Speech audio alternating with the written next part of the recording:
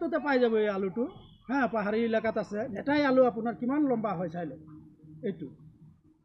হ্যাঁ, কেলে 10 দিন যদি আপোনালোকে যদি এই আলুটো খাই দিয়ে, হ্যাঁ, কেঁচুমৰীয়া বেমাৰ একেবাৰে শেষ হৈ যায়। ধন্যবাদ। এই ভাষাত কেঁচুমৰীয়া বেমাৰ বুলি কয়। হ্যাঁ, এইটো শিমলু আলু হয়, এইটো পাত হয়। হ্যাঁ, এনেকৈ একদম শিমুল গছৰ লিখা দেখি পাব পাতটো, আৰু গছটো এনেকৈ হয়। ইয়াত 10 কিলো 15 কিলো মাটি লৈ আলু হয়। সেই আলুটো যদি আপুনি যদি কাটি পেলাই বাকলিটো গুচাই পেলাই নিমখ দি যদি আপুনি বইল কৰি খায়, হ্যাঁ, আপোনাৰ কেঁচুমৰীয়া বেমাৰ নাথাকে। আপুনি য'তে ত'তে পাই যাব এই আলুটো। হ্যাঁ, পাহাড়ি এলাকাত আছে, মিচিং এলাকাত আছে। হ্যাঁ, অসমীয়া এলাকাত নাইকিয়া। হ্যাঁ, এই আলুটো মনত ৰাখিব। আলুৰ পাত এনেকৈ হয়।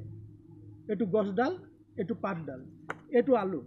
এটাই আলু আপোনাৰ কিমান লম্বা হয় চাই লওক এইটো। হ্যাঁ, কেঁচুমৰীয়া বেমাৰৰ কাৰণে আপোনালোকে ৰেহাই পাই যাব। ডাক্তৰৰ ওচৰত যাব নালাগে। কেলে 10 দিন যদি আপোনালোকে যদি এই আলুটো খাই দিয়ে, হ্যাঁ, কেঁচুমৰীয়া বেমাৰ একেবাৰে শেষ হৈ যায়। ধন্যবাদ।